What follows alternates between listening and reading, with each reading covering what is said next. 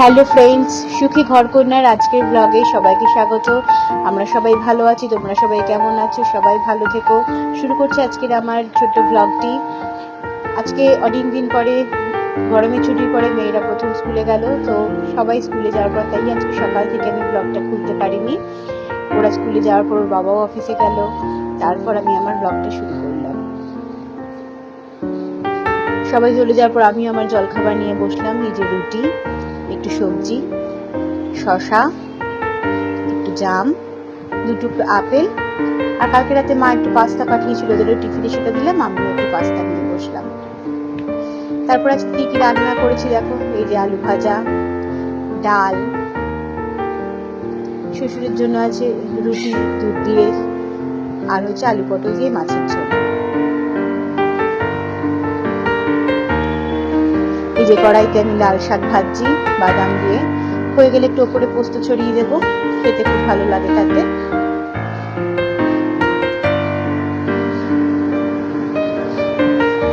আর এই যে আমার রাইস কুকারে ভাত বসানো হয়ে গেছে। ওর বাবা আবার আজকে তাড়াতাড়ি চলে আসবে অফিস থেকে, এসে আবার বিকেলে ট্যুরে যাবে, শিলিগুড়ি যাবে 1 সপ্তাহের জন্য, তাই তাড়াতাড়ি ভাত বসিয়ে দিয়ে আমাদের বেডরুমে চলে আসলাম। রাতের বিছানা গোছাচ্ছি, বালিশগুলো সব নামিয়ে নিয়েছি। এবার বিছানায় চাদর পেতে সব টান টান করে সুন্দর করে ছেড়ে নিয়ে তারপরে বালিশগুলো তুলে বিছানা সুন্দর করে সাজিয়ে নেব।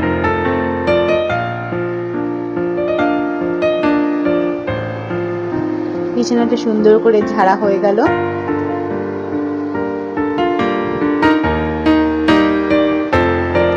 এইবার আস্তে আস্তে সবগুলো তুলছি। এই যে 3টে দোহার রাখা দেখেছো, তোমরা ভাবছো এত গরম হয়েও এগুলো কি কাজে লাগে। না, আসলে রাত্রিবেলায় এসি চলে তো, মাঝরাতে যদি বেশ ঠান্ডা হয়ে যায় তখন ওর বাবা, 2 মেয়ে ওরা এগুলো গায়ে দেয়। তবে আমার ভীষণ গরম, আমি এগুলো গায়ে দিই না। তারপর আমাদের 4 জনের 4টে বালিশ।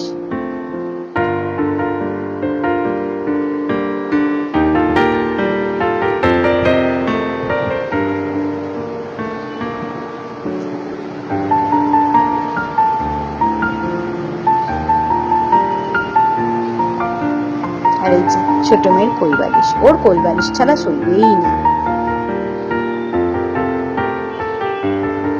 সব সাজিয়ে নিয়ে বিছানাটা সুন্দর করে গুছিয়ে নিলাম।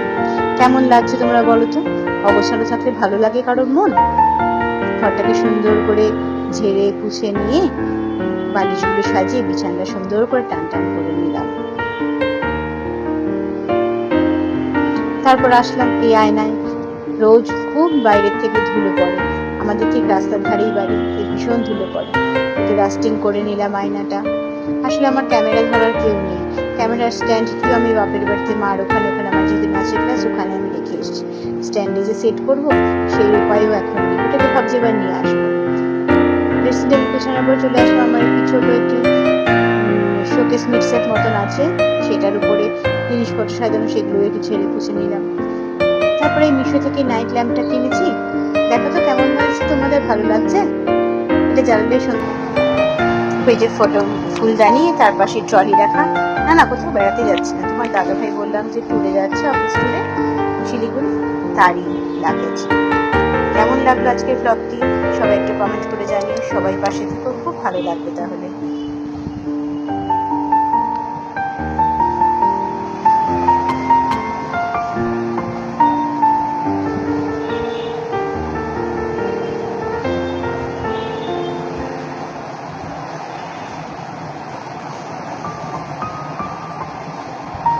ওই যে ফটো ফুলদানি, তার পাশে ট্রলি রাখা। না না, কোথাও বেড়াতে যাচ্ছি না, তোমার দাদা ভাই বললাম যে ট্যুরে যাচ্ছে, অফিস ট্যুরে শিলিগুড়ি, তারই লাগেজ। কেমন লাগলো আজকের ব্লগটি সবাই একটু কমেন্ট করে জানিও, সবাই পাশে থেকো, খুব ভালো লাগবে তাহলে।